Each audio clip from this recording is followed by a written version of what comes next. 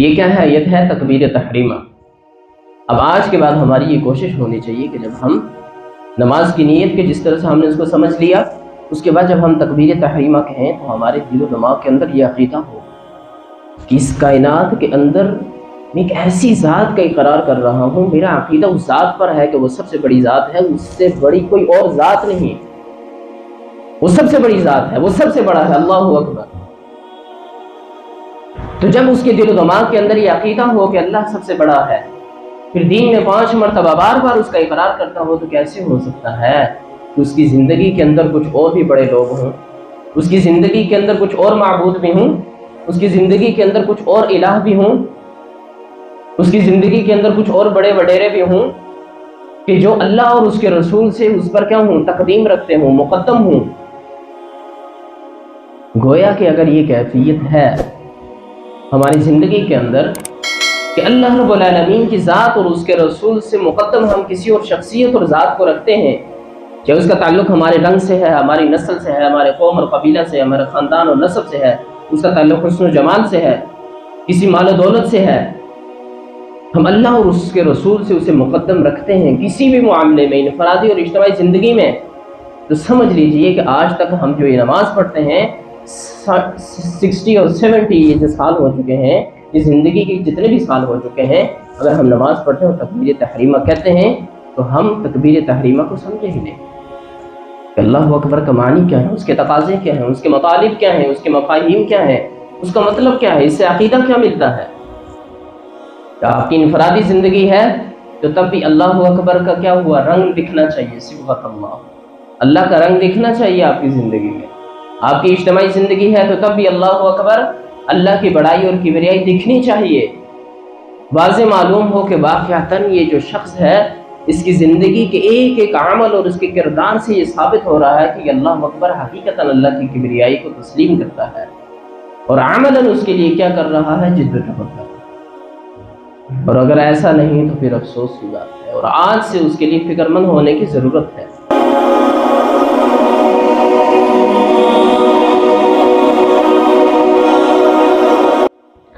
قال اللہ تبارک و تعالی اعوذ باللہ من الشیطان الرجیم بسم اللہ الرحمن الرحیم یا ایہا الذین آمنوا لا تقدموا بین یدی اللہ ورسولہ واتقوا اللہ ان اللہ سمیع علیم صدق اللہ العظیم۔ انتہائی واجب الاحترام بزرگوں، بھائی اور دوستوں، سورۃ الحجرات کی آیت نمبر 1 آپ کے سامنے تلاوت کی ہے۔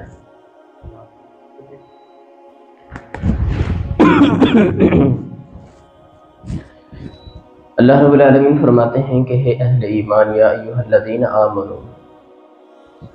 لا تقدموا بین یدی اللہ ورسولہ، کہ اللہ اور اس کے رسول سے آگے مت بڑھو،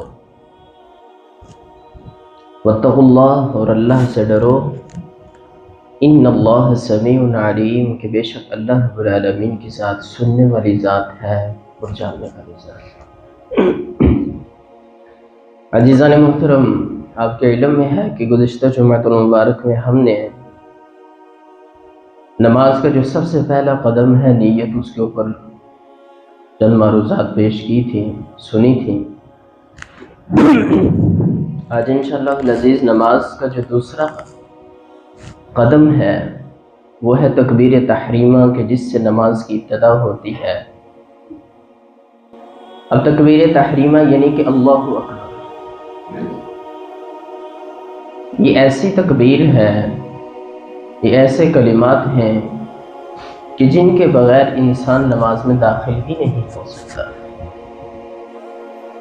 آپ نے نماز کے اندر داخل ہونا ہے تو آپ کو تکبیر تحریمہ یعنی اللہ اکبر کہنا ہوگی۔ اگر آپ تکبیر تحریمہ کے بغیر، اس کے بنا، اس کے سوا،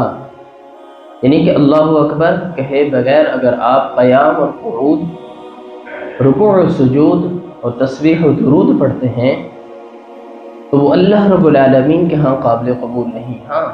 ورزش ہو سکتی ہے، آپ اسے ورزش شمار کر سکتے ہیں، اس لیے کہ آپ نے تکبیر تحریمہ نہیں کہی، آپ نماز کے اندر جو آپ کی انٹری ہوئی، آپ جو داخل ہوئے نماز کے اندر، تو وہ کیا ہے؟ تکبیر تحریمہ، اللہ اکبر، یعنی کہ ایک ایسی تکبیر کہ جو سب حلال چیزوں کو حرام کر دے۔ کھانا کھانا کیا ہے؟ حلال ہے، لیکن تکبیر تحریمہ کہی تو حرام ہو گیا۔ نماز کے دوران آپ کھانا نہیں کھا سکتے، نہ آپ نے قیام کے اندر کھانا کھانا ہے، نہ قعود کے اندر، نہ رکوع کے اندر، نہ سجود کے اندر، نہ تسبیح و درود کے اندر۔ وہ ساری کی ساری حلال چیزیں کیا ہوئی؟ حرام ہو گئی۔ تو اس لیے اس کو کیا کہتے ہیں؟ تکبیر تحریمہ۔ اب تکبیر تحریمہ کی اہمیت کا اندازہ لگا لیجئے کہ آپ نے تکبیر تحریمہ نہ کہی تو آپ نماز میں داخل نہ ہوئے۔ تو اس سے اس چیز کا اندازہ لگایا جا سکتا ہے کہ ہم روزانہ اپنی نماز کے اندر کتنی مرتبہ تکبیر تحریمہ کہہ کر اپنی ذہن اور فکر کی تجدید کرتے ہیں، بار بار اس کو دہراتے ہیں، تذکیر کرتے ہیں کہ اس کائنات کے اندر سب سے بڑی جو ذات ہے وہ اللہ رب العالمین کی ذات ہے۔ تکبیر تحریمہ کسے کہتے ہیں؟ اللہ اکبر۔ اللہ اکبر کے معنی کیا ہے؟ اللہ سب سے بڑا ہے۔ اب اس کی اہمیت ہمارے سامنے آ گئی۔ اللہ اکبر نہیں کہا، اس کا اقرار نہیں کیا، دل و دماغ میں بار بار اس چیز کو نہیں بٹھایا، سجدے میں جاتے ہوئے، رکوع میں جاتے ہوئے، پھر سجدے سے دوبارہ آتے ہوئے، پھر نماز کے اندر داخل ہوتے ہوئے اللہ رب العالمین نے اور اس کے رسول نے یہ حکم دیا ہے کہ تم اس چیز کا اقرار کرو کہ اللہ سب سے بڑا ہے۔ اس چیز کو اپنے دل و دماغ کے اندر بٹھا لو کہ اس کائنات کے اندر سب سے بڑی جو ذات ہے، جو عبادت کے لائق ہے، جو سب سے بڑی ذات ہے، وہ اللہ رب العالمین کی ذات ہے۔ اب ایسا نہیں کہ صرف الفاظ کی اہمیت تھی تو اس چیز کا حکم دیا گیا،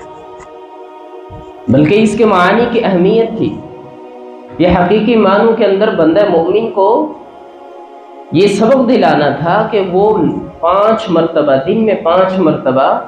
ہر رکعت میں اٹھتے اور بیٹھتے، ہر مقامات پر اس نے اللہ اکبر کا ورد کرنا ہے۔ اس نے اپنی زبان سے اس بات کا اقرار کرنا ہے کہ یہ میرا عقیدہ ہے کہ اس کائنات کے اندر سب سے بڑی جو ذات ہے وہ اللہ رب العالمین، اللہ اکبر۔ اور اگر اللہ اکبر نہیں کہو گے تو تم نماز کے اندر داخل نہیں ہو سکتے۔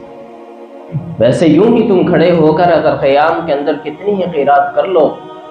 پورا کا پورا قرآن پڑھ لو،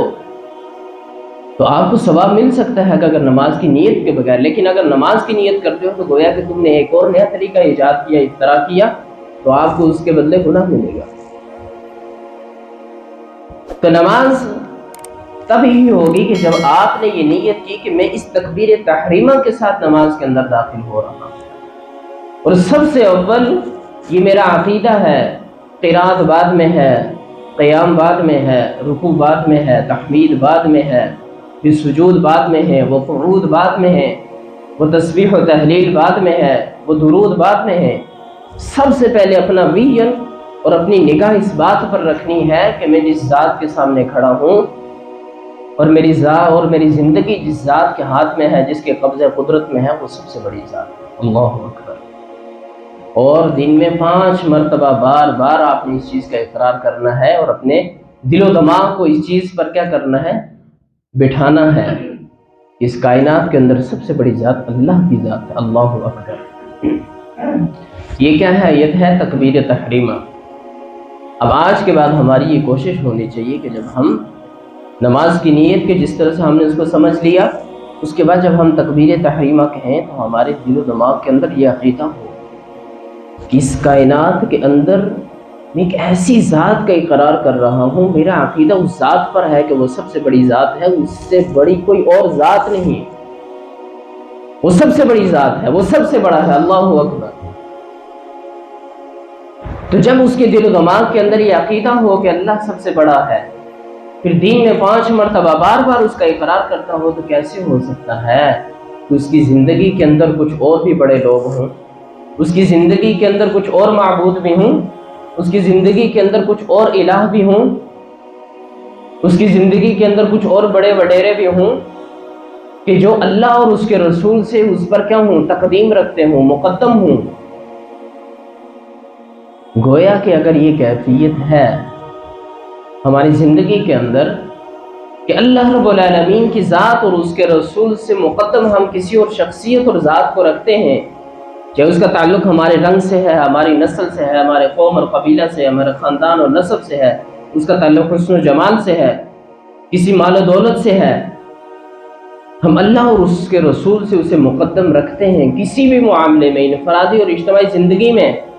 تو سمجھ لیجئے کہ آج تک ہم جو یہ نماز پڑھتے ہیں 60 اور 70 یہ جو سال ہو چکے ہیں، یہ زندگی کے جتنے بھی سال ہو چکے ہیں، اگر ہم نماز پڑھتے ہیں تکبیر تحریمہ کہتے ہیں تو ہم تکبیر تحریمہ کو سمجھے ہی نہیں